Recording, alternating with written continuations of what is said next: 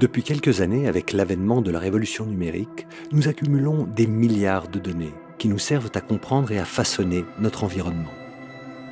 Nous centralisons ces masses considérables d'informations au cœur de gigantesques réseaux que nous appelons les big data.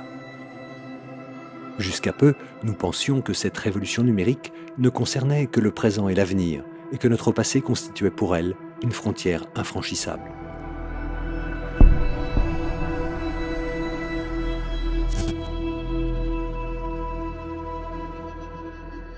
Si vous regardez l'information disponible dans le présent et vous la comparez avec l'information du passé, vous avez quelque chose qui ressemble peut-être à un champignon.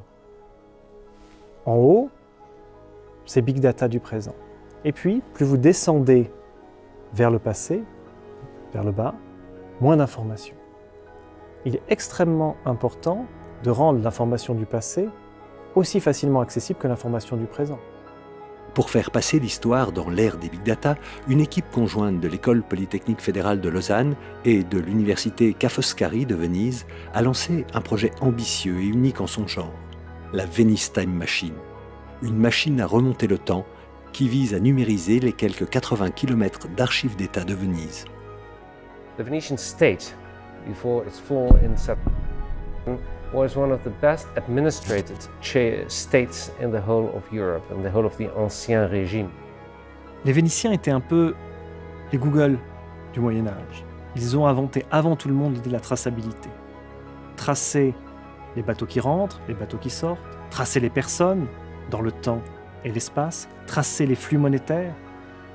Et donc cette machinerie archivistique qu'ils ont construite et qu'ils ont maintenue active pendant presque 1000 ans est une source infinie pour reconstruire le monde qu'ils avaient eux-mêmes enregistré. So we have this immense database, but it needs to be exploited, it needs to be made operational. Avec Venice Time Machine, l'histoire pourrait bientôt disposer d'une ingénierie de pointe qui lui permettra d'être modélisée en 4 dimensions, incarnée et connectée aux grandes infrastructures de l'information.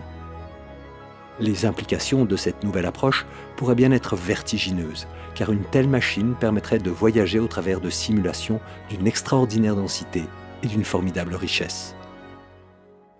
Il me semble important de rappeler que ce sont les visions qui sont les choses les plus pérennes. Les technologies changent d'année en année, nos technologies d'aujourd'hui seront obsolètes dans 10 ans, nos méthodologies probablement se transformeront, mais l'idée même d'une time machine, l'idée même que le passé soit accessible, démocratique, représentable, constitue le véritable moteur de l'innovation, non seulement technologique, mais aussi sociétale.